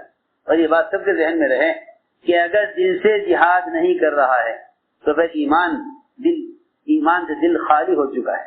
اس لیے حدیث میں فرمایا سب سے کمزور ترین ایمان، سب سے ضعیف ایمان اس شخص کا ہے، سب سے زیادہ ضعیف ایمان اس شخص کا ہے جو منکر کو دل سے بدلے، جو منکر کو دل سے بدلے، اس کا ایمان سب سے زیادہ کمزور، سب سے ادنا درجے کا ایمان اس شخص کا ہے جو منکر کو دل سے بدلے۔ وذالک اضعف الایمان۔ بعض روایتوں میں ہے کہ اگر وہ دل سے اس منکر کو نہیں بدلتا ہے، اگر وہ دل سے اس منکر کو نہیں بدلتا ہے تو فرمایا کہ پھر اس کے دل میں رائی کے ذرے کے برابر بھی اس کے دل میں ایمان نہیں ہے، پھر اس کے دل میں ایمان نہیں۔ تو میں نے عرض کیا کہ غلط کرنے والوں کے ساتھ کیا معاملہ کیا جائے، غلط کرنے والے کے ساتھ کیا معاملہ کیا جائے۔ حضور اکرم صلی اللہ علیہ وسلم بڑی سے بڑی غلطی کر جانے والوں کے ساتھ سب سے پہلا معاملہ آپ کا یہ ہوتا تھا کہ آپ اس کے ساتھ نرمی اور شفقت کا معاملہ فرماتے اور درگزر فرماتے، کیا کہتے درگزر کرتے تھے، درگزر فرماتے، اور غلطی کرنے والے کے عذر کو قبول کرتے، غلطی کرنے والے کے عذر کو قبول کرتے۔ حاطب نے ابی بلتع رضی اللہ تعالیٰ عنہ، انہوں نے مکے والوں کو خبر کر دی، مشرکین کو، کہ حضور اکرم صلی اللہ علیہ وسلم تم پر حملے کی تیاری کر رہے ہیں۔ یہ بہت بڑی غلطی ہوگی، یہ بہت بڑی غلطی، بہت بڑی غلطی۔ اللہ نے بتلا دیا کہ حاطب نے خط لکھا ہے مکے والوں کو، آپ خط منگوائیے۔ وہ خط ابھی راستے ہی میں تھا، ایک عورت وہ خط لے کر جا رہی تھی، آپ نے صحابہ کو بھیجا، وہ گئے، عورت سے ملے راستے میں، اس سے خط لیا، خط کھلا، حاطب کی طرف سے مکے والوں کے نام۔ حضرت نے فرمایا جی یہ تو منافق ہے۔ میں کہ نہیں اس کو منافق نہ کہو، آپ دیکھیے تو صحیح، اس نے آپ کا راز کھول دیا مشرکین پر۔ پوچھا حاطب یہ تم نے ایسا کیوں کیا، ایسا تم نے کیوں کیا؟ آج کیا گیا رسول اللہ کی مدد آپ کے ساتھ حق ہے، اللہ کی مدد آپ کے ساتھ حق ہے، آپ کو نقصان نہیں ہو سکتا۔ میں نے خط میں لکھا، میں نے اپنے بچوں کی حفاظت کے لیے مشرکین پر احسان کیا تاکہ وہ میرے اس احسان کے بدلے میرے بچوں کی حفاظت کریں۔ ہاں فرمایا کہ ہاں اس کی بات سچ ہے، اس کی بات مان لو، حالانکہ کتنی بڑی غلطی ہے، کتنی بڑی غلطی۔ فرمایا کہ ہاں یہ سچ بول رہا ہے۔ حضرت فرمایا کہ یہ منافق ہے، اسے اجازت دیجیے میں اسے گردن اڑا دوں۔ فرمایا کہ عمر تم اسے قتل کرنا چاہتے ہو، حالانکہ یہ تو بدری صحابی ہے، حالانکہ بدری صحابی ہے۔ سوچنے کی بات ہے، بہت عام بات کر رہا میں۔ ہمارا حال یہ ہے کہ نہیں جی ہمیں اطمینان نہیں ہے، ان کی غلطی کا اعتراف کرنے پر ہمیں اطمینان نہیں ہے۔ سنو وہ سے ہمیں اطمینان نہیں ہے۔ ایک صحابی نے ایک کافر کا پیچھا کیا، چنانچہ صحابی کافر کے پیچھے لگے قتل کرنے کے لیے، اس نے ایک درخت کی آڑ لے لی، یہ صحابی آگے بڑھے تو وہ کافر قابو میں آ گیا، اس نے تلوار اٹھائی قتل کرنے کے لیے، اس نے کہا اشہد ان لا الہ الا اللہ، انہوں نے قتل کر دیا، انہوں نے قتل کر دیا۔ سنو عزیز قصہ ہے، انہوں نے قتل کر دیا۔ آپ نے فرمایا صحابی سے تم نے اس کو قتل کر دیا اس کی کلمہ پڑھنے کے بعد؟ جی وہ تو جان بچانے کے لیے پڑھ رہا تھا، صحابی کو کلمہ پڑھنے پر اطمینان نہیں ہوا، اس کافر کی کلمہ پڑھنے پر صحابی کو اطمینان نہیں ہوا۔ آپ نے فرمایا اگر تو اس کا دل پھاڑ کر بھی دیکھ لیتا تب بھی تجھے وہاں کلمہ لکھا ہوا نظر نہ آتا۔ یہ تو اس کے اللہ کے درمیان کا معاملہ ہے، اس کے اللہ کے درمیان کا معاملہ تھا۔ سنو تو صحیح، ایک کافر اگر تلوار کے سائے میں کلمہ پڑھ رہا ہے تو اس کے کلمے کو قبول کرنا واجب ہے. اگر نہیں کرو گے تو تم اللہ کے یہاں قتل کرنے والے مسلمان کو قتل کرنے کے جرم میں مارے جاؤ گے. سوچے تو صحیح, وہ کافر جو کلمہ پڑھ کے جنت میں جائے گا اور تم اس کافر کو اس مسلمان کو کافر سمجھ کے قتل کرنے کی وجہ سے جہنم میں جاؤ گے. آپ صلی اللہ علیہ وسلم نے ان صحابی کو اس کافر کا قتل کرنے پر اتنی ملامت کی کہ وہ کہنے لگے کاش میں اس کی جگہ ہوتا, وہ میری جگہ ہوتا, وہ مجھے قتل کر دیتا. یعنی جس کافر کے کلمہ پڑھنے پر صحابی کو اطمینان نہیں ہو رہا, اب ملامت کے بعد اور آپ کے ملامت کرنے کے بعد خود تمنا کرے کاش میں اس کافر کی جگہ ہوتا, کاش میں اس کافر کی جگہ ہوتا, کاش میں اس کافر کی جگہ ہوتا. عجیب بات ہے, جس کافر کے کلمہ پڑھنے پر اطمینان نہیں ہو رہا تھا اب خود تمنا کر رہے کہ کاش میں اس کافر کی جگہ ہوتا. کسی عجیب بات ہے. تو میں نے عرض کیا کہ عذر قبول کرنا.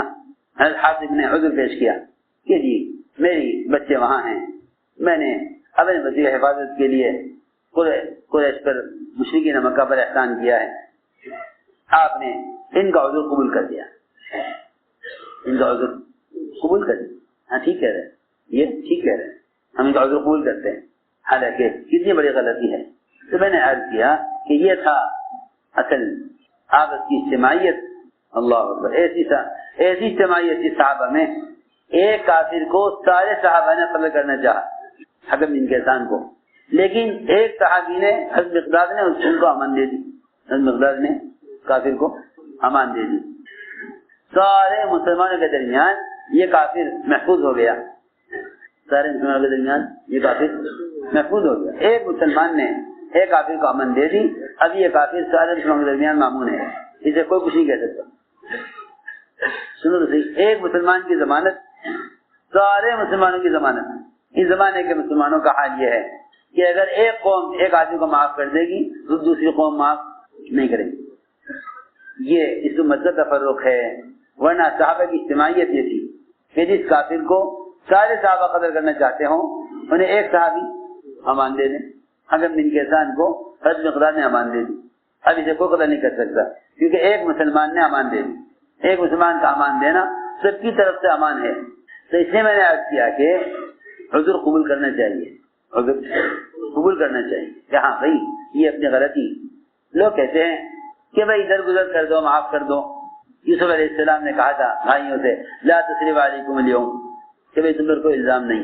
مکے والوں نے یاد دلایا حضور اکرم صلی اللہ علیہ وسلم کو کہ آپ تو کریموں کی اولاد ہیں, آپ تو وہ کریں گے جو آپ کو بڑوں نے کیا ہے. ہاں سنو غور سے. لیکن لوگ اتنی بات تو یاد رکھتے ہیں کہ بھائی کہا جائے یوسف علیہ السلام کی طرح لا تثریب علیکم اليوم, کہ تم پر آج کوئی الزام نہیں. اتنی بات تو لوگ کہتے ہیں, لیکن اس سے پہلے کیا ہے؟ اس سے پہلے یہ ہے کہ سارے بھائیوں نے اپنی غلطی کا آخر اقرار کیا. پہلے کہو انا کنا خاطئین, پہلے کہو انا کنا خاطئین, کہ ہم سے غلطی ہو گئی. اس خاطئین کا جواب ہے لا تثریب علیکم اليوم. یعقوب علیہ السلام کے پاس سارے بیٹے آئے, سب نے آ کر کہا یا ابانا استغفر لنا, یا ابانا استغفر لنا انا کنا خاطئین. قال سوف استغفر لكم ربی, کہ ہاں میں استغفار کروں گا تمہارے لیے میں رب سے. جمعہ کی رات کا انتظار کر رہا ہوں. جمعہ کی رات اللہ تعالیٰ کے یہاں سے بڑی مغفرت کی رات ہوتی ہے, اور اللہ تعالیٰ کے یہاں دعا کی قبولیت کی رات ہوتی ہے. میں جمعہ کی رات کا انتظار کر رہا ہوں, تمہارے لیے اللہ سے استغفار کروں گا. لیکن بھائیوں نے کہا ہم سے غلطی ہوئی, بیٹوں نے کہا ہم سے غلطی ہوئی, وہاں بھائیوں نے کہا ہم سے غلطی ہوئی, یہاں مکے والے نے کہا ہم سے غلطی ہوئی کہ ہم نے آپ کے دین کو حق نہ سمجھا, ہم نے آپ کو مکے سے نکالا, ہم سے غلطی ہوئی. ہاں دیکھو یاد رکھو کہ خطا کے بعد خطا کا اقرار کرنے کے بعد پھر درگزر کرنا ہے.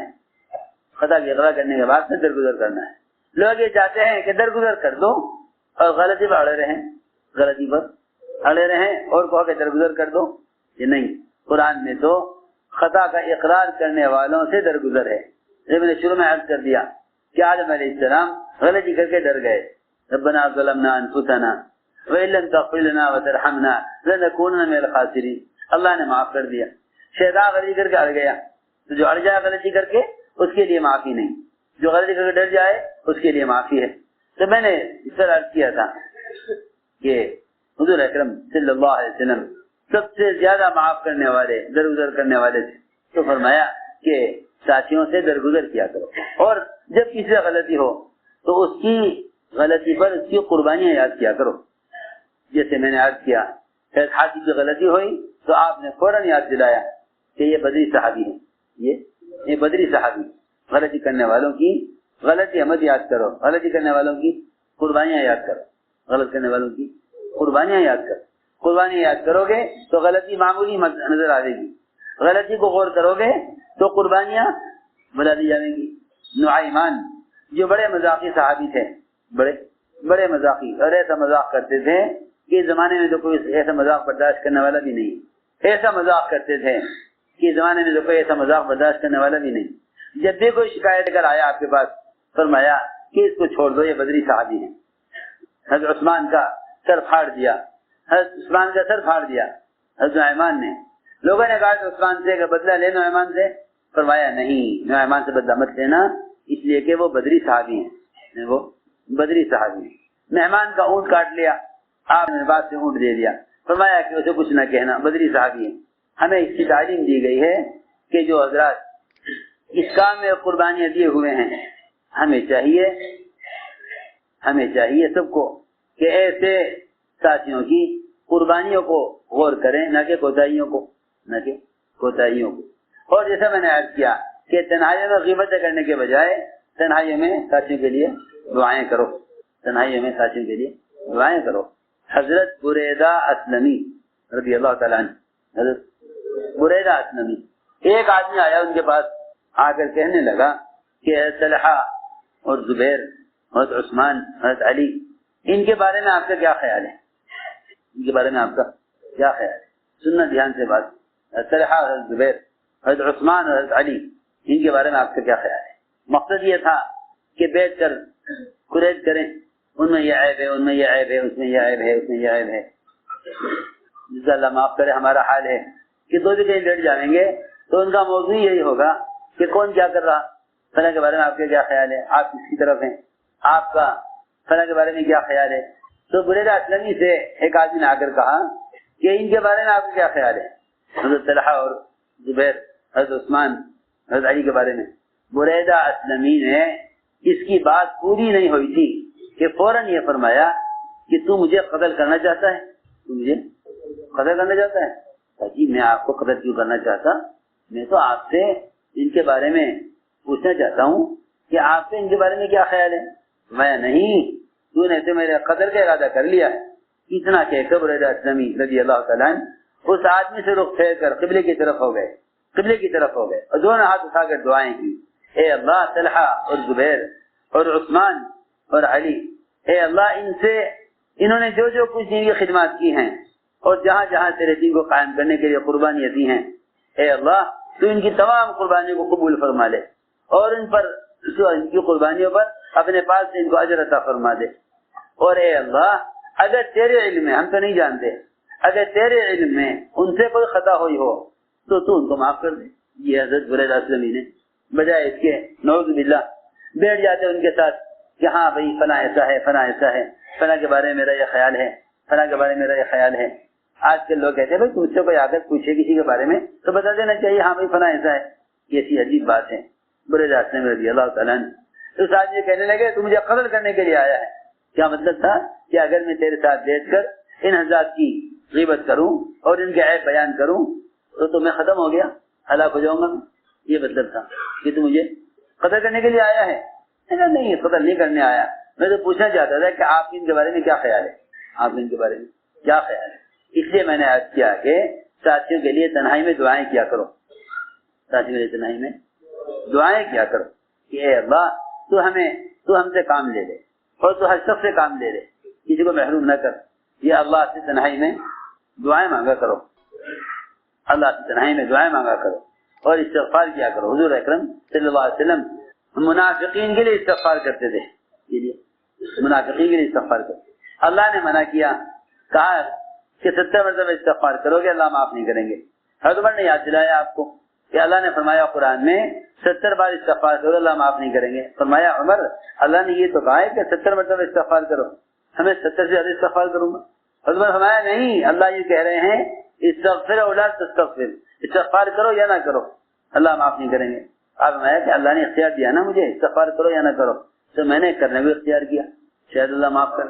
منافقین کے لیے، وہاں منافقین کے لیے استغفار کرتے تھے آپ، یہاں ساتھیوں کے لیے بھی لوگ استغفار نہیں کرتے۔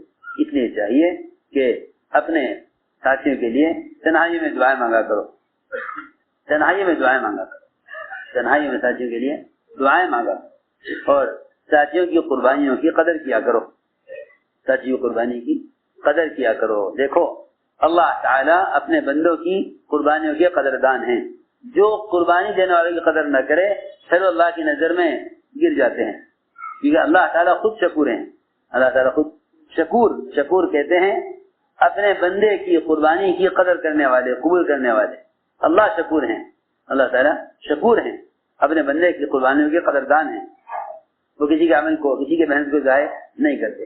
اس لیے چاہیے کہ اپنے ساتھیوں کے لیے تنہائی میں استغفار کیا کرو، یہ بھی ایک حکم ہے، ان سے درگزر کرو، نرمی سے پیش آؤ، استغفار کرو، اور چوتھا حکم یہ دیا کہ ان سے مشورہ بھی کرو، ان سے مشورہ بھی کرو، اس کا بھی حکم دیا، اللہ نے نبی کو حکم دیا ہے آپ ان سے مشورہ کیجئے، حالانکہ نبی کو مشورے کی ضرورت نہیں ہے، نبی کو مشورے کی ضرورت نہیں ہے، ان کے پاس وحی آتی ہے، اللہ سے پوچھ کے کام کریں، صحیح حدیث میں ہے اللہ کے رسول مشورے سے مستغنی ہے، انہیں مشورے کی ضرورت نہیں ہے، لیکن اللہ نے مشورے کو تمہارے لیے رحمت بنایا ہے، مشورے کو تمہارے لیے رحمت بنایا ہے، اور واقعی ایسا اجتماعی کام ہے مشورہ جیسا نماز اجتماعی کام ہے، جیسے نماز اجتماعی کام ہے ایسا مشورہ اجتماعی کام ہے، اپنے سارے کام چھوڑ کر جیسے نماز کے لیے آنا اہم ہے، اس طرح سارے کام چھوڑ کر مشورے کے لیے آنا اہم ہے۔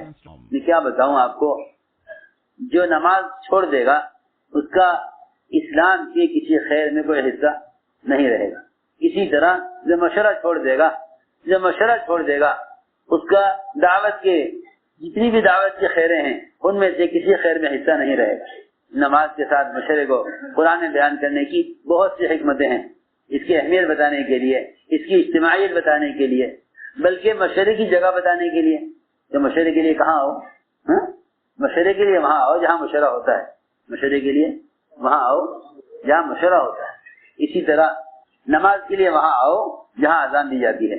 ایک صحابی نے اپنے آزار پیش کیے نا کہ جی میں اندھا ہوں، مجھے کوئی لانے والا نہیں ہے، میرے مسیح کے درمیان راستے میں کھجور کے درخت بہت ہیں، مدینہ منورہ سانپ بچھوں کا علاقہ ہے، آپ اجازت دیں گے مجھے کہ میں نماز گھر میں پڑھ لوں؟ فرمایا کہ نہیں، مسجد آیا کرو، فرمایا کہ مسجد آیا کرو۔ میں عرض کر رہا کہ جہاں نماز کی ادائیگی کی جگہ، جیسے نماز کی ادائیگی کی جگہ مسجد ہے، اس طرح مشورہ کرنے کی جگہ بھی مشورے کی جگہ ہے، مشورے کی جگہ ہے۔ اور ایک مسجد میں دو جماعت کی نمازیں نہیں ہوا کرتی، یہ بھی بات سمجھنی چاہیے۔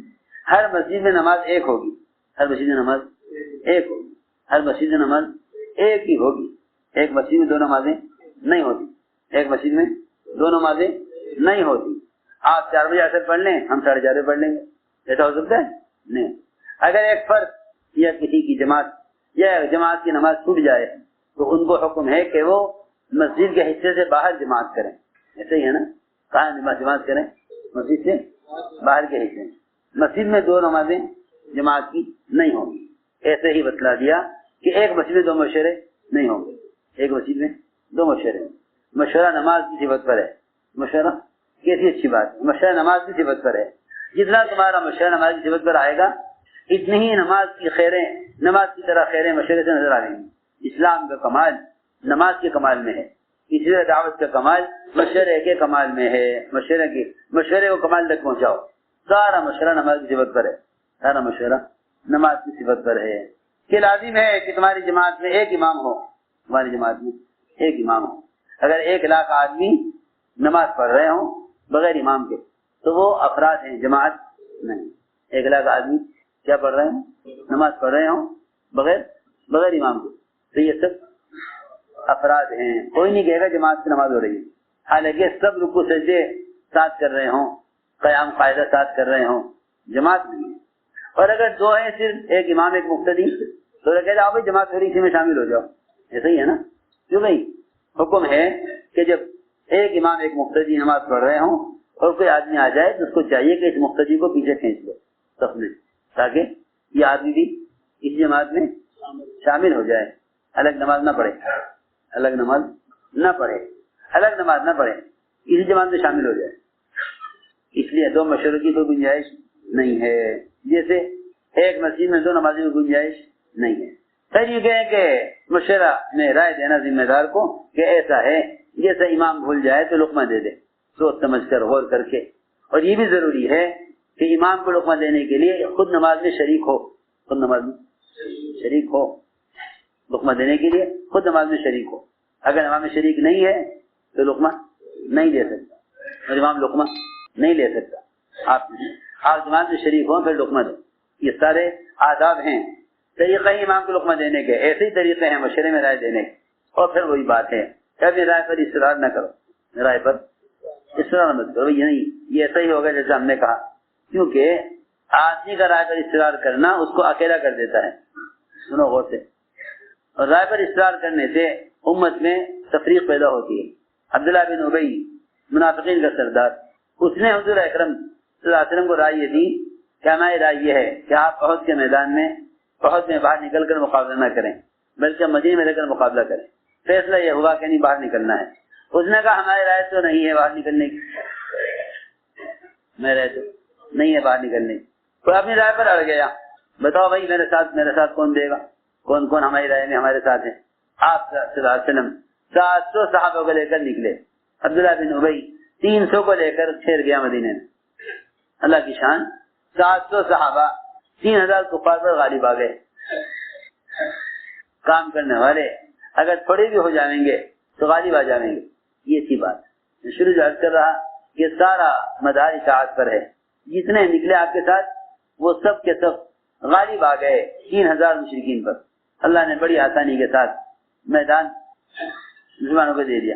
پھر جو ساتھ نکلے ان میں شیطان نے نافرمانی پیدا کی، کہ دیکھو مال غنیمت سب سمیٹ رہے ہیں، ہم یہاں پہاڑ کے اوپر ٹھہرے ہوئے ہیں، اب تو فتح ہو چکی ہے، میدان ہاتھ آ چکا، اب چلو یہاں سے اترو نیچے۔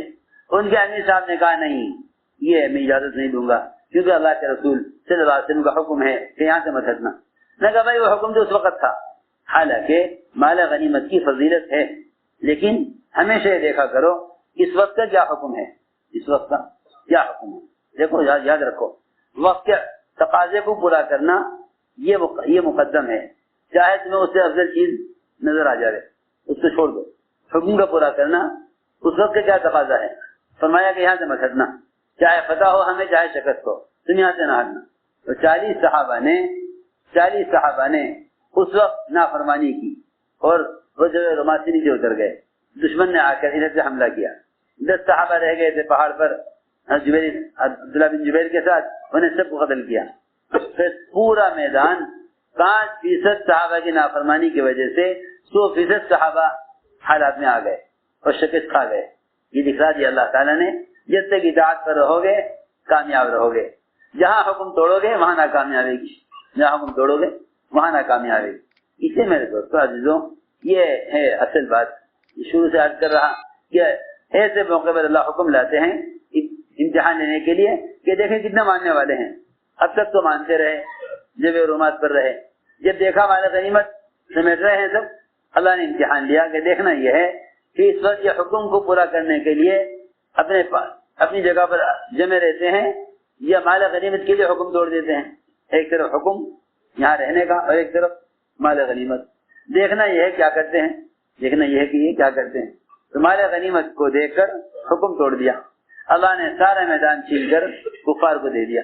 یہ سارے واقعات اس لیے بیان کیے جاتے ہیں تاکہ ہم سمجھیں کہ اللہ کے یہاں قبولیت کے کیا اسباب ہیں۔ اسے میرے دوستو عزیزوں، اپنے آپ کو اللہ کے یہاں قبول کرواؤ، اور واقعی قبولیت کا تعلق صفات قبولیت سے ہے، تعلق صفات قبولیت سے، اور یہ صفات قبولیت قربانیوں کے بقدر پیدا ہوتی ہیں، یہ کہ بقدر قربانیوں کے بقدر کہ اپنے آپ کو قربانیوں پر لاؤ۔ قربانی کا کوئی چوترا یا چبوترا نہیں بنانا ہے، بلکہ قربانی کی تو سیڑھیاں ہوتی ہیں، ہر سیڑھی کو چھوڑنا پڑے گا آگے بڑھنے والے کے لیے۔ جو ہے سیڑھی پر رک جائے گا وہ خود تو ترقی کرے گا ہی نہیں، دوسروں کے لیے بھی رکاوٹ بنے گا، دوسروں کے لیے بھی آپ جانتے ہیں سیڑھی پر چڑھنے والا اگر ٹھہر جائے تو پیچھے والے سب رک جائیں گے، پیچھے والے سب رک جائیں گے. اس لیے اس کام میں دو چیزیں ہیں جس سے آدمی آگے بڑھتا ہے، ایک قربانیاں اور دوسرے اخلاص. قربانیاں اور اخلاص، یہ اپنے آپ کو قربانیوں سے اور اخلاص سے اللہ کے اپنے آپ کو قبول کروانا ہے. اللہ امتحان سے سب کو گزاریں گے، امتحان سے سب کو گزاریں گے. ہمیں چاہیے کہ آدمی ذاتی زندگی کو بھی نمونہ بنائیں، ذاتی زندگی کو بھی نمونہ بنائیں. اس لیے کہ جو آدمی جتنا اتباع سنت پر ہے وہ محمد صلی اللہ علیہ وسلم کے اتنے زیادہ قریب ہے، اور جو آپ کے اتنے زیادہ قریب ہے وہ آپ کے کام کے اور آپ کی دعوت کے کا اتنا زیادہ حقدار اور اتنا ہی زیادہ مستحق ہے. اس لیے ساری ولایتوں کی چوٹی، ساری خلافتوں کا خلاصہ اتباع سنت ہے، جس میں سب سے بڑی سنت اور سب سے بنیادی سنت وہ انفرادی دعوت اور نقل و حرکت ہے. مجھے ایسا معلوم ہوتا ہے کہ وہ چیز جو کام کا جز نہیں وہ تو کل بن گئی، اور جو کام کا اصل کل ہے انفرادی دعوت اور نقل و حرکت وہ جز بن کر رہ گیا. لوگوں نے مشورے اجتماعات جو کام کا جز نہیں ہے، ایک ضرورت ہے وقتی، اس کو اصل سمجھ لیا، انفرادی دعوت نہیں دیتے. حالانکہ انفرادی دعوت دینا یہ اللہ تعالیٰ کے اپنے بندے کی طرف متوجہ ہونے کا سب سے بڑا سبب ہے. دو موقع ہیں اللہ تعالیٰ کے اپنے بندے کی طرف متوجہ ہونے کے، ایک انفرادی دعوت اور ایک انفرادی عبادت. یہ دو موقع ہیں. الذی یراک حین تقوم وتقلبک فی الساجدین. ایک اللہ آپ کو خود دیکھتے ہیں جب آپ دعوت دیتے ہیں لوگوں میں، اور اللہ خود آپ کو دیکھتے ہیں جب آپ عبادت میں ہوتے ہیں صحابہ کے ساتھ. وتقلبک فی الساجدین. اس لیے عزم کرو کہ انشاءاللہ ہمیں اپنے آپ کو اللہ کے ہاں قبول کروانا ہے، اور اپنے اندر صفات قبولیت پیدا کرو. اصل میں اللہ کے کام والا ہونے کے لیے اللہ کا قرب چاہیے، اللہ کا قرب چاہیے، اور اس کے لیے تنہائی کی عبادتیں. اس لیے کہ پہلے کام کرنے والوں کی تنہائیاں بگڑیں گی، پھر اس کے بعد اجتماعی نقصان اور اختلاف پیدا ہوگا. پہلے ان کا اللہ کا تعلق تنہائی میں بگڑے گا، یہ اصولی بات ہے. اس لیے کہ جو آدمی اپنے اللہ کے درمیان کے معاملے کو درست کر لے، اللہ اس کے مخلوق کے درمیان کے معاملات کو درست فرما دیں گے. پہلے معاملہ بگڑے گا ہمارے اللہ کے درمیان، پھر معاملہ بگڑے گا ہمارے مخلوق کے درمیان. اس لیے اپنے آپ کو اللہ کے ہاں قبول کرواؤ اور قربانیوں میں آگے بڑھو. کسی کام کو سوچ کر مت کرو کہ فلاں کرتا ہے، ہر کام کو سوچ کر کرو کہ یہ میرا اپنا کام ہے، یہ میرا اپنا کام ہے، یہ میری ذاتی ذمہ داری ہے، یہ میری ذاتی ذمہ داری کہ مجھے اپنی ذات سے کرنا ہے. اس کے لیے ارادے فرماؤ اور نیتیں فرماؤ اور قدم اٹھاؤ. اپنے معمول سے بڑھ کر کام کرنا یہ ترقی ہے. معمول کو پورا کرنا ترقی نہیں ہے، معمول سے بڑھ کر کام کرنا ترقی ہے. اس کے لیے عزم کرو، ارادے کرو. جو ماشاءاللہ سال لگائے ہوئے علماء ہیں ان کو چاہیے کہ وہ عرب کے سال کے ارادہ فرمائیں. ماشاءاللہ عرب کے ملکوں میں سال کی جماعتیں چلنی شروع ہو گئی. جو سال کے لیے آئے ہیں سال پیش کریں. جو ماشاءاللہ 4 ماہ لگائے ہوئے ہیں 3 بار سے زائد وہ بیرون کے لیے اپنا آپ کو پیش کریں. ہمت کر کے فرماؤ. بتائیں میں دوستوں بتائیں جی. ہر سال 6 مہینے کے لیے ماشاءاللہ اللہ قبول فرمائے. نام بھی بتائیں، جگہ کیوں بتائیں جی. ہر سال 6 مہینے کے لیے ماشاءاللہ اللہ قبول فرمائے. اور بتائیں جی. سال کے لیے ہے ماشاءاللہ، عرب کے سال کے لیے ماشاءاللہ اللہ قبول. بنگلہ ماشاءاللہ ہر سال 6 مہینے جی اللہ قبول فرمائے. عرب کے سال کے لیے نام کہاں کے نام کہاں کے ماشاءاللہ محمد شہزاد صاحب جی ہر 6 مہینے جی. مولانا کیا نام بتائے؟ ماشاءاللہ چمپارن ماشاءاللہ جی ہر سال 6 مہینے جی. ہر سال 4 مہینے ماشاءاللہ جی. ہر سال 4 مہینے ماشاءاللہ. اور بتائیں کہ منکر کرنے والوں کی تنہائی